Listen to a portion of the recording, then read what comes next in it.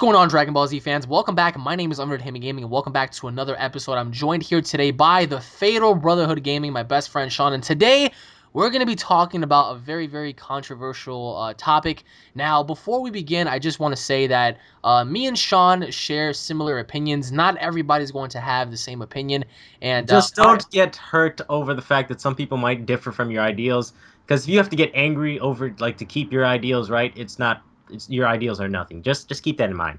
What we're going to talk about today is the importance of Bruce Faulconer's music within Dragon Ball Z. Aside from Akira Toriyama being the head of Dragon Ball Z, Bruce Faulconer to me was also a very prominent figure in Dragon Ball Z because I felt as if this man brought all of the emotion out of you: anger, fear, sadness, joy.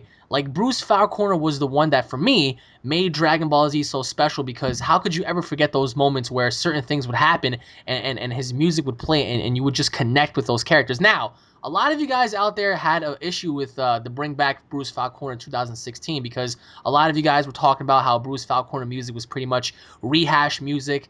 Some of you guys felt as if, certain times where there was silence or silence of moments, Bruce Faulconer never needed to have his music implemented. I don't understand these people because you want to know something. There's never a time when there should be just silence. In every moment there's silence. There's at least some background sound, some soft music playing. Sometimes that's this is how anime works. But with Bruce Faulconer, it wasn't just like stereotypical music. I don't even know how people could say it's rehashed. Bruce Faulconer music was all original and awesome. The only thing that was rehashed and actually copyrighted was the other guy who used Budokai music.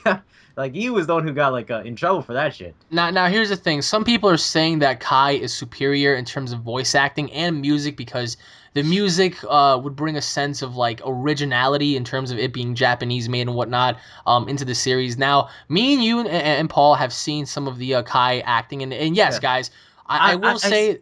We especially looked at that part where you guys said how Yeah, Kyle with the Goku. Kaioken part, a lot of you guys were talking about how when Goku went Kaioken against Frieza, it was one of the best things ever. Yes, it was. Yes, it was. But if you But guys, I still gotta say that DBZ did it. Wanna know why it did it better? Because Kai need during the DBZ time, they didn't have all these special effects and all these voice animation stuff that they have today.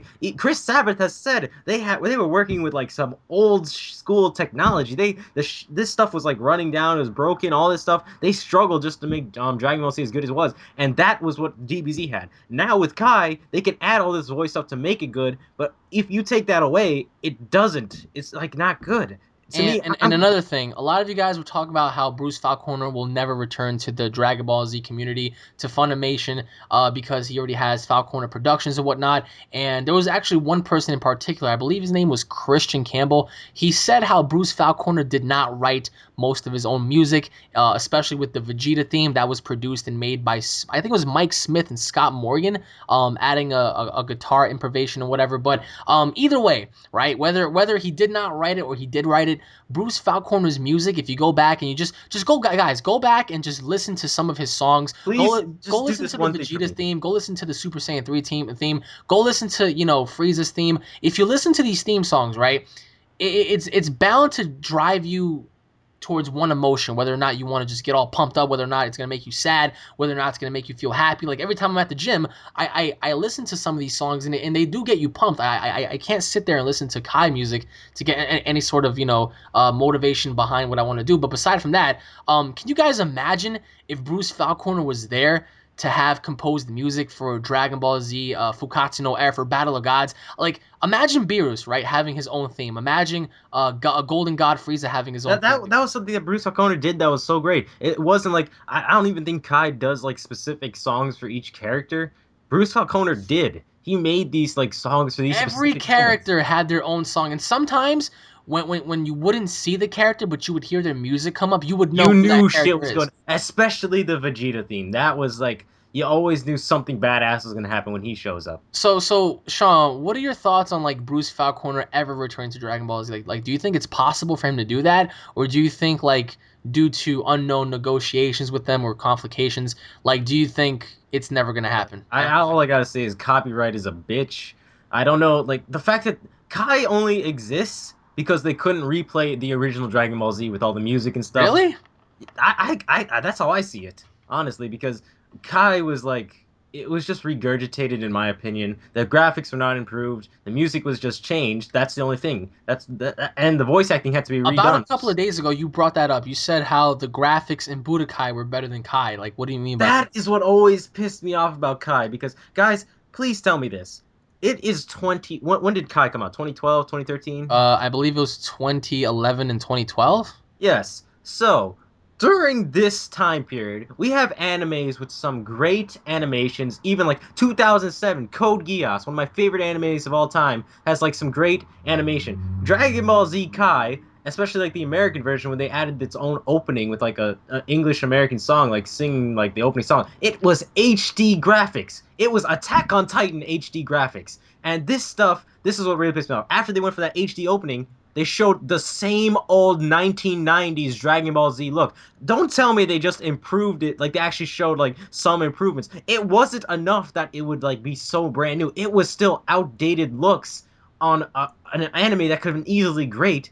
And especially since back then, even the Budokai games from like what, how many years ago? 10 years ago from our like childhoods, they had better opening cutscenes than Kai did throughout the entire series. So what do you think is Kai's main issue? Because I mean, when I first heard about Kai, this is what I thought. I thought that they were gonna redo a lot of like I thought they were gonna redo the fights, redo everything, and I was just like, whoa. I thought the exact same thing. I thought everything was gonna be like brand new HD. I thought there was gonna be like we could see the Goku Vegeta fight with like even more greater graphics, all this stuff, but they didn't. They just regurgitated it. That's the worst thing ever. Everyone hates this about Dragon Ball Z games. Like they hate seeing like the whole thing all over again. That's why we love Xenoverse so much because it's all new. But Kai was nothing new. And what I think Sean means here in terms of graphics is like I think he would have loved to seen how Battle of Gods uh implemented their graphics because after all, Battle of Gods Yeah, they I know showcased some really good stuff. Like it was really good.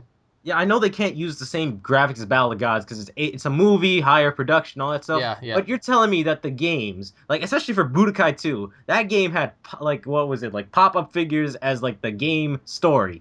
It had an HD cutscene that surpasses everything in Kai. You Really? telling me they couldn't do that? Well, also in terms of music, like didn't they have Budokai 3 music in They Kai until it was copyrighted? They did until they found out that it was copyrighted by a band that was apparently not as popular as it was back in the day. But as it got popular throughout time, people started realizing that this music was copyrighted, and then they took a good close look at it. Me and Paul actually even listened to it as well, and we realized, holy shit, this guy copyrighted this stuff, and damn, it Kai was definitely even screwed further down beyond that. At that point, I just gave up on Kai. Kai is like a shit stain on Dragon Ball Z history. Kai is below GT in my standards. I don't know about that one. GT was pretty bad, man. GT was pretty bad, but at least it had original Goku, who was like the kid Goku, like the voice actor, who's also Gohan's voice actor. Colleen Clinkenbeard. She's also the voice actor for Luffy and Urza from Fairy Tail. This is a she's better as a female voice actor for like female characters, not for male characters. Luffy's voice does not sound like a voice that I can. I'm not okay with the English dub for One Piece. It's just it's bad. But and especially for this Gohan, how did they not take back original Gohan's voice actor? He was like the best fit. Gohan sounded like a badass. He was portrayed as a badass in the anime. Every time they showed Gohan, he was doing something awesome. He wasn't a little kid by any standard. Goku didn't consider his son as a little kid. He considered him a warrior. He doesn't. That was true. He did consider him to be a warrior, but He didn't have a voice of like a kid. That was like I know that you're saying that he hasn't hit puberty. It makes more sense. It for Gohan, it does not make sense. Gohan was a kid who loved peace, but he had an angry temper. That's what it sounded like. You can't have Colin Klinklebeard doing that angry temper. It doesn't sound right. now going back to what you said about GT, like, do you think if Bruce Falconer were to do GT, it would have made it that much better? Because I think it would have Oh, been much more you tolerable. you don't even know what territory you're treading in, dude. Because there's so many YouTube videos where people redubbed GT with the Bruce Falconer like music. It made it bearable. It honestly did. Because sometimes GT was this was the problem with GT. Like Dragon Ball Z, you'd have punch, punch, punch, punch, punch, punch, punch, key blast, key blast, key blast, epic fights everywhere. GT, it was punch, talk for about an hour, then like get up, power up, do another punch, and then talk for another hour. That was GT. But I don't know. with For me, I really firmly believe that Bruce Falconer could Now, I'm not saying he will, guys, because there's a big difference between could and would. But I think that he could come back if negotiations were good, if the right proposition was on the table. I'm pretty sure Bruce would want a lot of money because obviously, if you're a music composer, why wouldn't you want to negotiate for something good? And at the But end of the day, guys, this is all a business, right? If you're a businessman like Bruce Faulconer, obviously you do want to settle and make the right amount of money for your work. yeah, Like look at Kai. Just the fact that they did that, like how I'm saying it's regurgitated, it was honestly a money-making cash deal. It wasn't anything new. It was just to make money. And for Bruce Falconer, I would like for him to make this deal, like to just come back. I'm pretty sure he has to make a whole bunch of new music, which is probably like the difficult thing for him. I don't know how he can compare to the stuff he Well, did. it took him a long time to make certain songs. I remember there was this one song where it took him about 8 months or 7 months to make. Like that's a lot because what he does is he feels out the character. Now I'm pretty sure if Bruce Falconer were to ever have the opportunity to sit down and really engage into Beerus's character, I'm pretty sure it would take him a while to construct how exactly you would be able to do a character like Beerus. Like for Because example, Beerus has barely had any like airtime, like no, beyond. it's not the fact. It's also the fact that Beerus isn't really a good guy, but he's not really a bad guy. So how do you make a song that correlates to that? And He's too laid back, honestly. same thing with Whis, right? Like I think Whis would have more of a like. Do you remember when the Supreme Kai first arrived at the World Martial Arts Tournament and Yeah, Piccolo that was type. just staring Oh, at him yes. like that really ominous mystic feel? Like I think that would be more of Whis, but for Well, like actually, people for Whis, I think it would be a more lighter theme besides the Supreme Kai theme because it doesn't seem Whis does is always smiling. He's never really upset about but anything. he's very mysterious is the thing. It's like how could you even like I Because don't know. It's very hard to point out. Supreme Kai was serious. Whis was more cared, like laid back. So Well, I mean, but also like see, this is the problem. We can't even get Bruce Falconer back. Imagine he's thinking like this. Like this is the reason he doesn't probably want to come back. He's just like, oh man, how am I gonna create new music? And that's the thing, guys. Like I myself have personally tried to find out why exactly he left. A lot of you guys have given me so many articles, and a lot of you guys have been really awesome about that. But it just seems like every article that I've been reading, it was either money issues or the fact that he was just pretty much done. Like this one article that I read suggested that once the show was done back in like 2000 whatever, once the show was done, he just moved on because he just felt like he had to do other things. And right now he's working on other things. He's working on other what is it, composure music for other shows and movies and whatnot. But if by some chance, let me ask you, if by some chance there was an opportunity for him to come back, do you think he would, or do you think that Toei Animation, Funimation already have someone making their own music that they don't need anybody that's gonna charge them like a shitload of money to make music? Just look at it this perspective. Bruce Falconer made a whole bunch of original music. They had a backup guy. The backup guy had copyright stuff, and then after that, they had to just like quickly make up new music that didn't really fit situations, especially in Kai. I gotta say is like I hope that they actually have time for this. Maybe they can come up with good music, but beyond that, I'm not sure. I mean, the Japanese like they make great music. I love certain song. Anime has definitely great music. I don't mind sometimes. Like I just really hope that they can build up these characters the way they are. Like they have to have these music for badass moments. It can't just be like it has to fit the moment. That's what I'm saying. And I just think that me myself, I'm a huge fan, and I think if Bruce were to come back at least just once, man. Like, all right, for example, right? If they're not gonna do a series, at least have him do music for Fukatsu no F, right? At least have him do that. I mean, if we were to get that, I think everybody would be completely fine. Like if he were to make Fukatsu no F's music, or even if he went to the extent of making both Battle of Gods and Fukatsu no F. I mean, that wait, right he there. can't. They can't use the Japanese music. Well, I'm just saying, if by some chance he were to come back and he were Oh, to if you agree, want them to like change it up.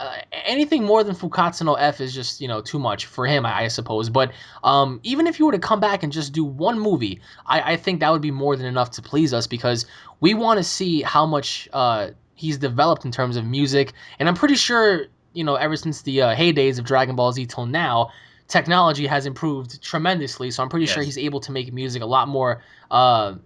I guess you could say even easily better now than ever probably. before. Yes, but But you know what? The whole Fukatsu no F, I'm not sure. Like you said, it took him 8 months for one song. Isn't it coming out like well, the yeah, that English is subs come out in true. That summer? that So is true. But like I'm not sure if they have time to get Bruce Falconer in. it's not just about that, but if he just decides to release a Dragon Ball Z album like he used to do back in the day, volume number whatever, and it's like a homage volume. Like, here, guys, I made 5 songs, 10 songs, 15 songs, just to dedicate one more time to Dragon Ball Z, and then maybe somebody out there can redo the entire movie and just put it up on YouTube with Bruce That Falconer would be music. awesome. That would be You awesome. know, but Like let that. us know what you guys think in the comment section below about Bruce Falconer. I would love to see him back. Hashtag bring back Bruce 2016. I mean, who's to say? Maybe they will. Maybe they won't. It's just one fan's dream to another. I know some people might say, oh well, that's just being a fanboy nostalgia, having Bruce Fal. It's not being a fanboy or having nostalgia. It's just the fact that when you It's recognize about the good music,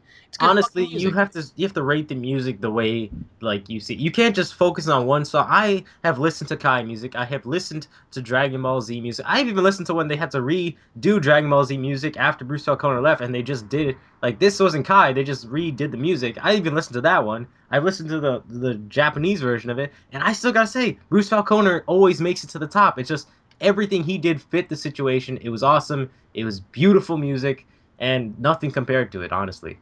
So let us know what you guys think in the comment section below. Do you guys agree? Do you guys disagree? Whatever your opinion or thoughts are, let us know in the comment section below.